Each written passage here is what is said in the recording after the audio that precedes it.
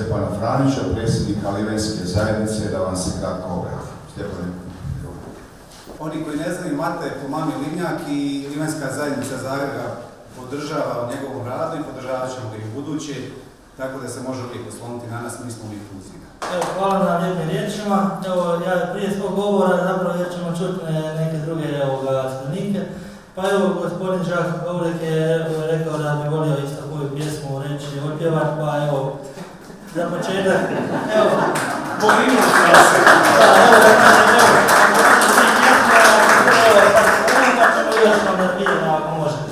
Kako ljudi često puta ne shvaćaju, otkud jedra sad u Vrbovcu, kakva jedra u Vrbovcu, a ti moraš biti valjda s mora da bi stvarao jedra, jel?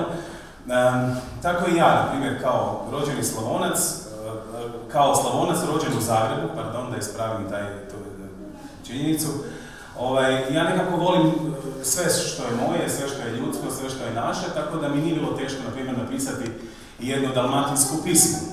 Ja sam tu pismu do duše poklonio dečkima koji se zovu Samoana, Austin i Christian, koji su Samoanci sa, zamislite, Novog Zelanda.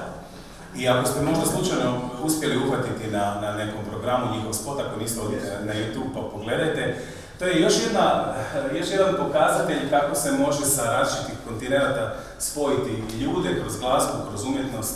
I tu smo se nekako Mata i ja, čini mi se, našli, a sad kad smo se našli, onda valjda ćemo i dalje nešto surađivati. Evo,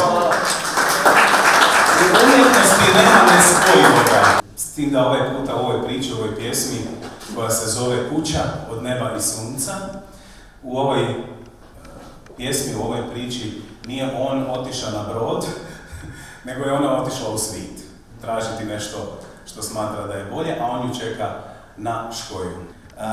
Dakle, Kuća od neba i sunca. Vrime nastiže, dugo već te nima, lita nam biže, uselit će zima u nas. Ja sam na škoju, ti po svitu gaziš, kaži mi koju veću sriću tražiš od nas,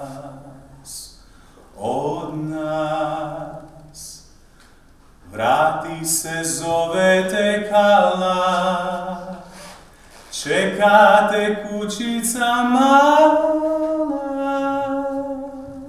u toj maloj kući od neba i sunca. Jedno srce za te neumorno kuca, ludo srce moje oduvijek je znalo da za pravu sriću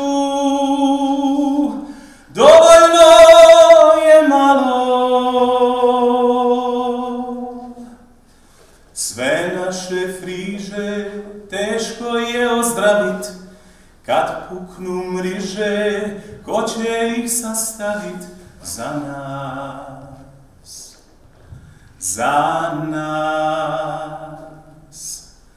Ja sam na škoju, ti po svitu gaziš, kaži mi koju veću sriću tražiš od nas.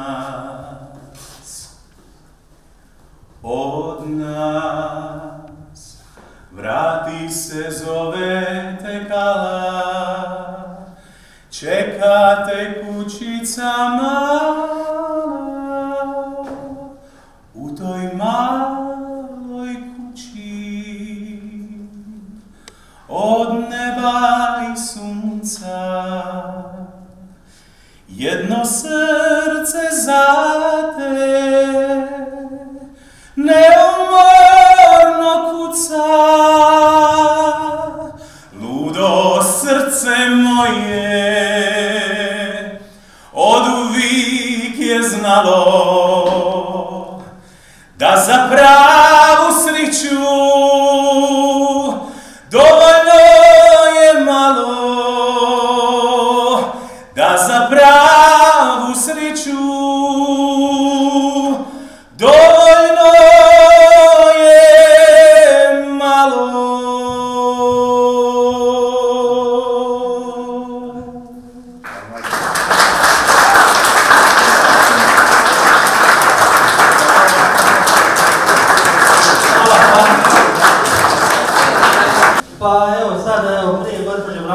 Hornjak, evo, ja ću se praći par riječi.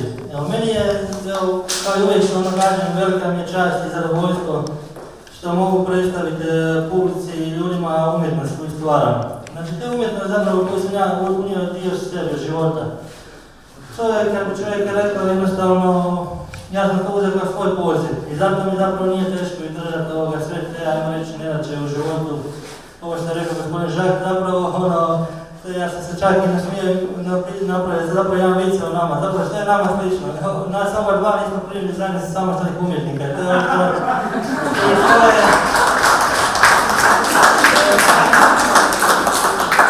To je tako jedan mali dio od mene, pa ću ja sad zamolim gospođu Branku Hrvnjak da se obrati s par stručnih riječi, da ona kaže o mom radu. Evo, nakon ovih silnih jadikovki, malo pohvala za Matu Turića, jer dakako on to zna, ima on itekako dobru podršku od mnogih koji su prepoznali u njegovom radu, u njegovom radu s kamenom, što je jedan možda od najtežih oblika kiparenja. Prepoznali su dakle tu originalnost. Ono, od 2009.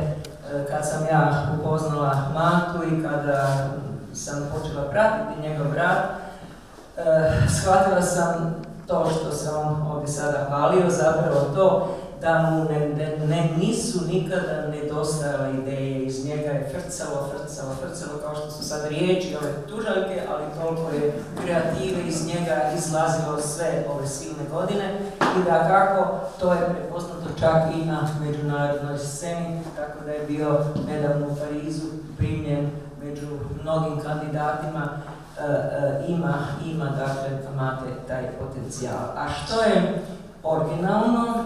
Originalno je to što je on našao jednu formulu koju, ajmo tako reći, naziva sam Mate, to je reljef, ali prostoreni reljef. I krenuo je s jedrima, kamena jedra, što je zapravo sam po sebi jako teško jer su jedra mekana, jedra su na vjetru, lepršava i tako dalje. I sad kako u kamenu napraviti jedra? I tu je Mate zapravo našao tu simboliku.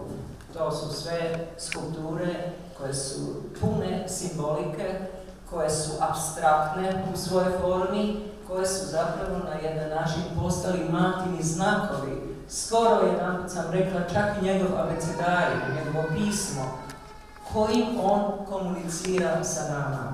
Svaka skulptura vidi se na drugi način, to je, skoro bih rekla, kao neki hieroglif, neki pojam koji svako od vas iščitava na svoj način. To je ta veličina njegova, to bogatstvo, ta raznolikost i moram reći, teško je naći autora, čak i na našoj europskoj sceni, koji bi sličio Mati ili drugim riječima. Mate je Mate Turić, Kroata, čestitamo mu na njegove originalnosti i nemoj Mate toliko kukat, nego dalje raditi.